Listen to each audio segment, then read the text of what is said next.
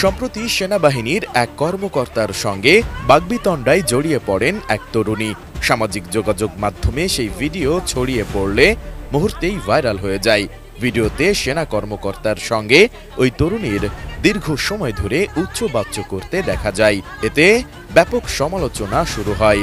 কেউ পক্ষে আবার কেউ বিপক্ষে ওই তরুণীর বিরুদ্ধে নানান ধরনের মন্তব্য করছেন।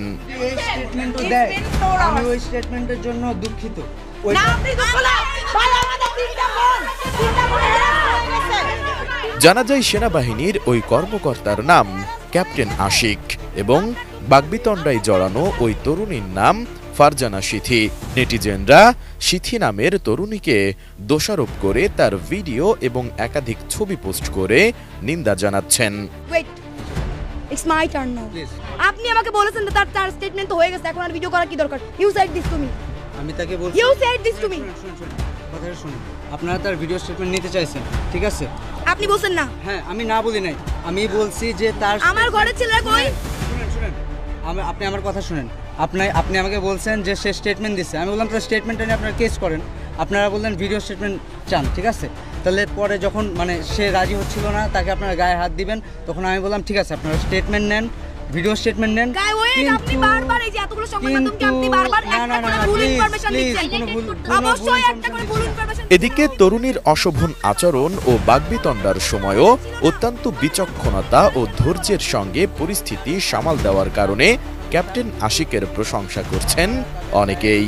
তার গায়ে সে রেপিস্ট হোক, তার জন্য আপনি তার গায়ে বা আপনারা 10 জন মেয়ে তার গায়ে হাত তুলতে পারেন না। এক মিনিট, এক মিনিট শুনেন, উল্টাপাল্টা কথা বলবেন না, শুনেন।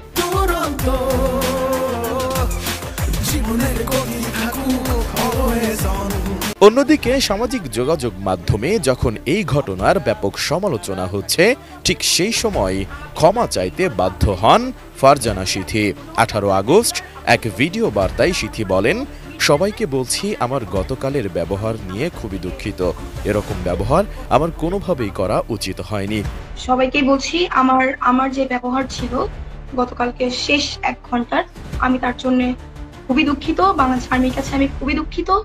এরকম ব্যবহার বা এরকম ব্যাপার আমার কোনোভাবেই করা উচিত হয়নি, কিন্তু সিচুয়েশন, টাইমিং এবং ওইখানে যে কার্যকলাপগুলো যাচ্ছে, যেটার কারণে আমি হয়তো আমার মতো করে প্রপার কনসিয়াস ছিলাম না। আমার নিজেরও একটা ভেতরকার অ্যাঙ্গার ছিল, আমার মনে হয় ওখানে প্রত্যেকটা মেয়েরই ছিল। আমি তার জন্য বাংলাদেশ আর্মির কাছে আন্তরিকভাবে দুঃখিত। এদিকে এমন পরিস্থিতিতে পেশাদারিত্ব এবং ধৈর্যের পরিচয় দেওয়ার কারণে সেনা গৌরব পদক বা এসজিপি অর্জন করেছেন বাংলাদেশ সেনাবাহিনীর আলোচিত সেই ক্যাপ্টেন আশিক। রোববার দুপুরে সেনাবাহিনীর প্রধান ওয়াকারুজ্জামানের কার্যালয়ে গেলে তাকে এ সম্মাননা দেওয়া হয়।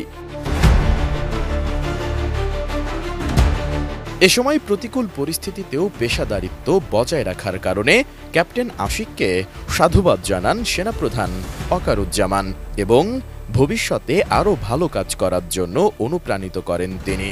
এ সময় আরও 2 জন সেনা কর্মকর্তা উপস্থিত ছিলেন। সেনাপ্রধানের সঙ্গে এক ফটো সেশনে অংশ নিতেও দেখা গেছে আশিককে। মূলত গত 17 আগস্ট শাহবাগ থানায় এই ঘটনাটি ঘটে। আপনারা কেউ তাকে ফিজিক্যালি আর কোনো গায়ে হাত তুলবেন না। এসআই রাজ, এটিএন নিউজ, ঢাকা।